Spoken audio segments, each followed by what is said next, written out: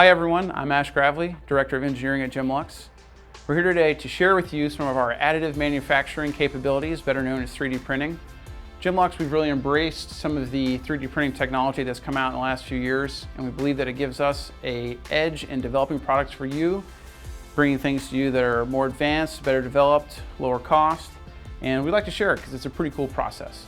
We have a few different types of printers here. Our most commonly used printer is what's called an FDM printer. And all that really means is it uses a filament of thermoplastic and it sends it out through a hot nozzle and it melts the material into the shape layer by layer and prints it out, really not unlike a regular 2D paper printer would do, except one layer at a time. It adds each layer on top of the next layer. This process creates strong functional parts and it has very good resolution. We have another style printer that's called a stereolithography or SLA printer, which is not as robust when the finished part and is not as UV stable. However, it has extremely fine detail. We use this for prototypes, for fit testment, but not for in-production parts. Some examples of parts that are really useful to make out of these are parts that have internal threads, plumbing parts for example, or anything that is very finely detailed.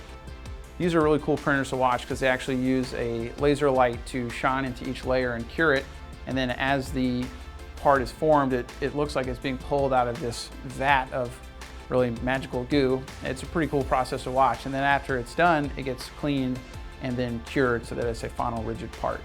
This type of printer allows us to do both rigid materials and elastic materials. Here we have an example of an elastic part that's a soft squishy rubber that we could use as for example, a sound damper or some sort of soft bushing. So our normal FDM printers print in this material that's similar to nylon. It has chopped carbon fibers that are very finely chopped that are laid into the material. That's what gives it this black kind of sheen appearance that's both aesthetically pleasing and UV stable. This is what we make a majority of the functional parts with, and you'll see these printers are running pretty much non-stop. One of our oldest printers has over 20,000 hours of print time on it. These printers are versatile in that they can add different continuous fibers, for example, fiberglass, carbon fiber, or Kevlar. And some of them can also use different materials such as PLA, which is a cheaper material that can be printed in multiple colors. And we also have our other large format printer. It can use other materials that are elastomeric as well, such as polyurethane. Polyurethane is an interesting material to print with because it allows us to print bushings, sound dampers, etc. We use 3D printing for three main purposes. The first is a pretty traditional purpose, which is prototyping. If we have a material that we want to make a product out of in the long term, such as stainless steel, most of our products are, it can be expensive and can take a long time to develop a production sample of that part. And it's bad for us if we develop the part, spend all that time, show it to the customer, and then it doesn't fit or it doesn't satisfy their needs. So a way that we can save a lot of time and money is by using 3D printing to develop a mock-up of this part that still has the same shape. So here, for example, I have a rub rail end cap that's been 3D printed. You can see that this is a multifaceted part with very complex geometry.